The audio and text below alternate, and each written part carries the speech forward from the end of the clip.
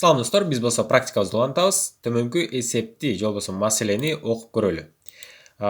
Элмир 35 балык кармады, ал эми досу Нурбек андан X'ка аз балык кармады. Экөөнүн кармаган балыктарынын жалпы саны деген кошуу, кайсы туюрма билдирет.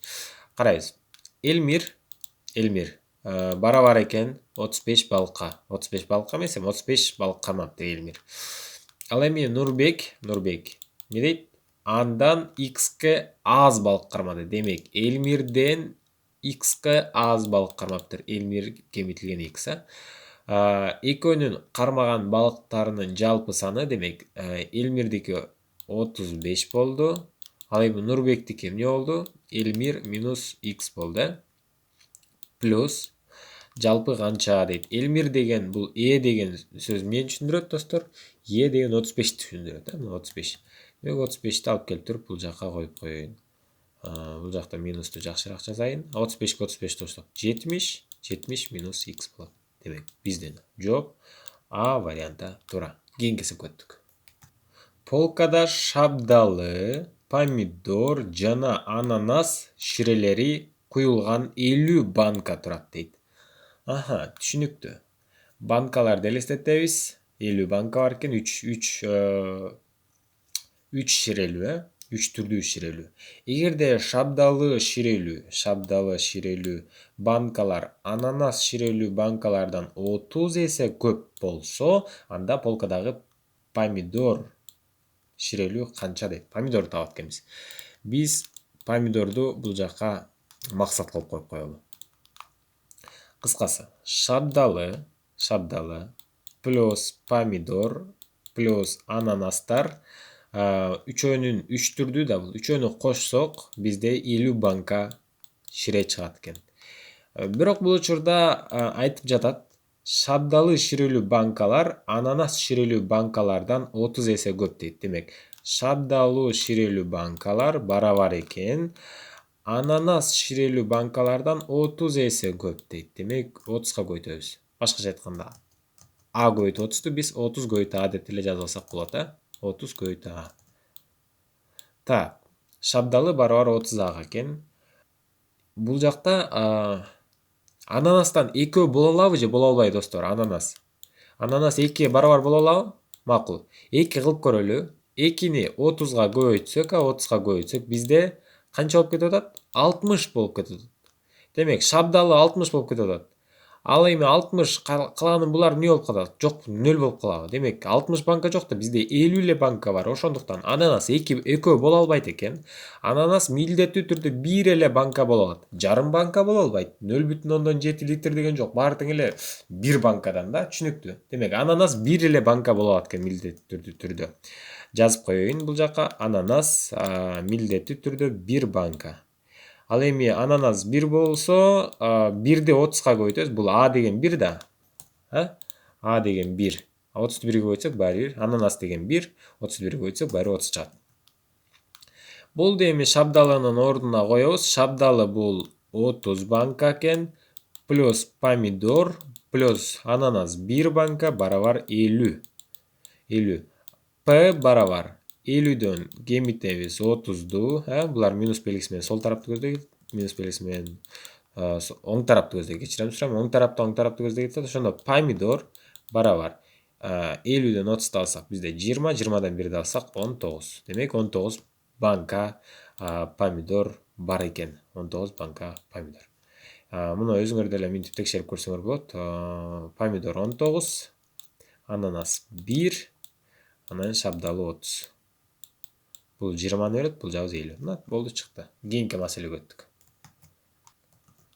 Саид шабдалыны ар бир ящикке 15 даанадан болгондой кылып, демек, ар бир ящикке 15 даанадай болгондой кылып бөлүштүрдү жана силер достор пауза коюп туруп чыгарып атасыңарбы ар бир эсепти? Унутпагыла. Бир дагы практикалык эсептер паузасыз чыгарылбасын. Бардыгын тең пауза коюп чыгарабыз, макул? Мен унутуп калсам дагы. Болгондой кылып бөлүштүрдү жана ар бир ящигин 200 сомдон, демек ар бир ящигин 200 сомдон баалайт экен. Ал эми шабдалы 15-тен аз қалғанда ар бир даанасын 8 сомдон сатты. Эгерде Саид 4000 шабдала саткан болсо, анда канча сом дейт.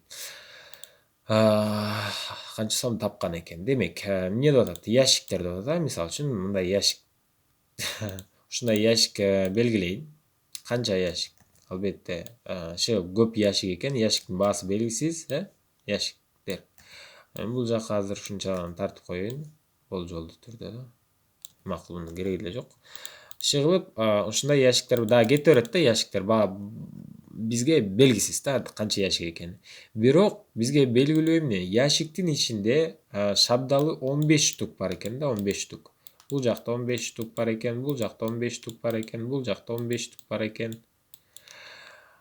Ал эми 15 штук шабдалы бар ящикти ал болсо канча сомдон саттыр? 200 сомдон саттыр. 200 түшүнүктүү, 200.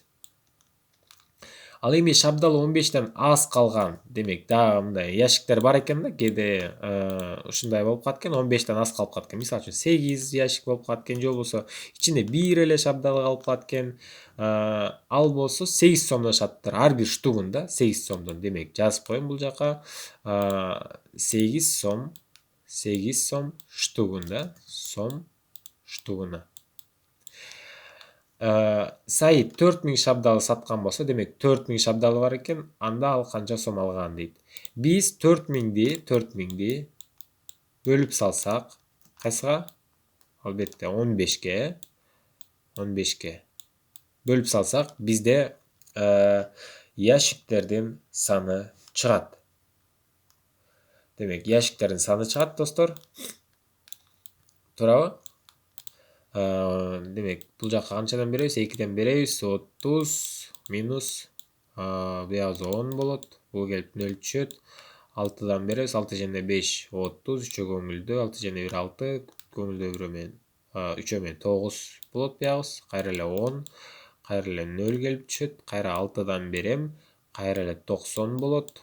Анан бул жагыбыз 10 болот, Бул эмнени түшүндүрөт, достор? Кыскасы, бизде 266 ящик бар экен. Алар 15, ичинде 15 шабдалы бар да. 266 ящик бар экен, ичинде 15 шабдалы бар экен. Ушундайдан канча бар экен? Бул жака жазып коеюн. 266 штук. Ал эми калдык эмне бул? Калдык деген өз айтып атат, калган ошол 4000 шабдалынын калып калды да, оны ашып калды. Демек, бул жакта 10 бир ящиктин ичинде 10 шабдалы бар экен. Демек, ар бирин 8 сомдон сатканда, ушул 10ду 80 сом болот, 80 сом болот. 80 сом болот. Эми биз эмне кылабыз? Мунун пайдасын табабыз дейм да, канча пайда тапканын табышыбыз керек да. 266 ящик болсо, ар бирин канча сомдон сатты? 200 сомдон сатканда, туурабы? 200 сомдон сатты. Плюс кайра 80 сом. 266-ны биз 200-гө көбөйтсөк, канча? 53200 сом болот. Кайра биз ага 80 сом кошобуз. 53280. 53280 сом пайда таптыр. 53280 сом А вариантында кезигет. Кийинки эсепке өттүк, достор. Айжамал 5 жылдан кийин дейт. Айжамал 5 жылдан кийин 23-кө чыгат дейт. 10 жыл мурда анын жашы канчада эле дейт. Пауза коюп өзүңөр чарп көрүлү. Аябай кандай оңой эсеп. Так, мен силерге математикалык тилде түшүндүрүп берейин. Айжамалдын жашы, азыркы жашына биз 5 жылды кошуп салсак, демек 5 жылдан кийин десе, 5 жыл кошобуз да. 5 жылдан кийин канчага чыгат экен? 23-кө чыгат экен. Айжамалдын азыркы жашын табыш үчүн биз эмне алабыз?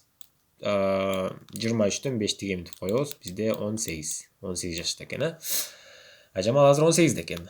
10 жыл мурда анын жашы канчада эле дейт. Демек, Айжамал азыркы жашынан 10ду кемитип салсак, азыркы жашы 18 болчу. 18ден эле 10ду кемитип салабыз, болду. 18ден 10ду кемитип салабыз. Айжамал 10 жыл мурун Канча жашта экен? 8 жашта болчу. Болду. 8 жашта D варианты туура. Кийинки эсепке өттүк. Атасы 4 жыл мурда баласынан 2 эсе улуу дейт. Баласынан 2 эсе улуу. Ал эми 17 жыл мурда 3 эсе улуу болчу. Атасы азыр канчада дейт. Атасы азыр канчада. Демек, бул атасынын азыркы жашы, бул баласынын азыркы жашы. Бул баласынын азыркы жашы. Атасы 4 жыл мурда дейт. Демек, кемитебиз 4 жылды, 4 жыл илгери артка кеттик. Демек, атасы 4 жыл артка кетсе, баласы да 4 жыл артка кетиш керек. Убакыт баарына бирдей болуш керек. Мен мисал үчүн 18-де болсом, силер болсо, макул, силер 18-де болсоңор, мен 20-да болсом, 4 жыл мурун силер болсо 14-те болосуңар, мен болсо 16-да болом, 16-да болом, туура эле. Ошентип, демек, эки тарапка тең 4 жылды кемиттик. Атасы 4 жыл мурда баласынан 2 эсе улуу дейт. Демек, баласы ушул экен, атасы 4 жыл мурун. Атасы 4 жыл мурун барабар болот экен, баласынын жашы ушул болчу, аны көбөйтөбүз 2 эсеге. Түшүнүктүү. Ал эми 17 жыл мурда дейт, атасы, анан баласы, экөөндө тең 17 жыл артка кетиши керек, милдеттүү түрдө 17 жыл мурда 3 эсе улуу болчу дейт, 3 эсе. 3 эсе улуу болчу баласынан. Атасы 17 жыл мурда барабар болот экен, баласынын 17 жыл мурдагы жашынан 3 эсе. Биз муну эми система кылып чыгарып алабыз. Эки теңдеме болот, эки теңдеме бул системаны түшүндүрөт. Мен система сабагында түшүндүрүп берип кеткем. Демек, бул жактан эмне кылбасак болот? Системаны алып турайынчы достор. Мен азыр могул биринчи маселени карап атам да, биринчи теңдемени. Бул жактан А минус 4 жазылсын бул жакка. 2-ни көбөйтөм Б-га 2Б, 2-ни көбөйтөм минус 4-кө минус 8. А-ны табыш үчүн бул жакка минус 4-тү плюс канча кылып алам? 2Б минус 8 плюс 4 кылып алам. Демек, 8 бул плюс 4 минус 4 берет. Бул жакты өзүңөр жакшы түшүнсөңөр керек. Демек, атасы барабар 2Б минус 4 дейт. Бул биринчи эмне болду? Биринчи теңдеме. Не жөнөкөйлөтүп башкача түрдө жазып алдым да. Эми экинчи теңдемени дагы биз ошондой сыяктуу кыла алсак болот. Атасы минус 17 барабар 3 көбөйтүү Б, 3 көбөйтүү минус 17. Демек, 3-тү биз 17-ге көбөйтсөк 51 алабыз, минус 51. Минус 51. Эми не алабыз? Атасын табабыз. Атасы барабар 3Б минус 51, бул плюс 17 менен өтөт, плюс 17. Демек, 51-ден биз азыр 17-ни алабыз да, бирок минус белгиси менен коебуз, минус 34 болот. 34 болот. Так, ошондо биз болсо буларды өчүрүп салалы. Экинчи теңдемени мындай кылып алдык. Бул биздин экинчи теңдемебиз. Так, система. Эгерде А деген сан ушуга барабар болсо, А менен А экөө бири-бирине барабар, анда бул экөө дагы бири-бирине барабар деген жыйынтыкка келдик. 2Б минус 4 барабар болот экен 3Б минус 34. Ким түшүнбөй калса кайра карайбыз достор. Бул деген А. Туурабы? Бул дагы А. А менен А экөө бири-бирине барабар. Демек, бул экөө да бири-бирине барабар. Түшүнүктүү. Кеттик. Эми 2Б'дан Б'лардын баарын эмне кылсак? 2Б бул жакка алып өтөлү. 2Б минус 3Б барабар минус 34 плюс 4. Демек, 34 плюс 4 бул минус 30 берет. Бул болсо минус Б'ны берет. Биз болсо оң тарабына да сол тарабына минус 1-ди көбөйтсөк, бул жагыбыз плюс болот. Демек, баласы барабар канчада? 30-та экен. Азыр 30-та экен да. Баласы 30-та экен. Атасы азыр канчада дейт. Атасы азыр канчада? Биз болсо эмне кылып коебуз? Атасынын атасы бул жакта атасы турбайбы? Атасы деп атасы биринчи теңдемеде барабар 2 көбөйтүлгөн b дегенибиз 30 болду. Минус 4. Атасы барабар 60-тан 4 алып салсак 56-да. Демек атасы 56-да экен. Г варианты туура достор. Мынакей достор, мен силерге бул видеодо камдап койгон эсептерим ушулар болчу. Эгерде баары жакшы эле түшүнүктүү болуп атса, анда эч коркпой кийинки видеого өтүп кете берсеңер болот. Ал эми түшүнбөй жатсаңар кайрадан кайталайбыз. Кийинки видеодо жолугабыз достор.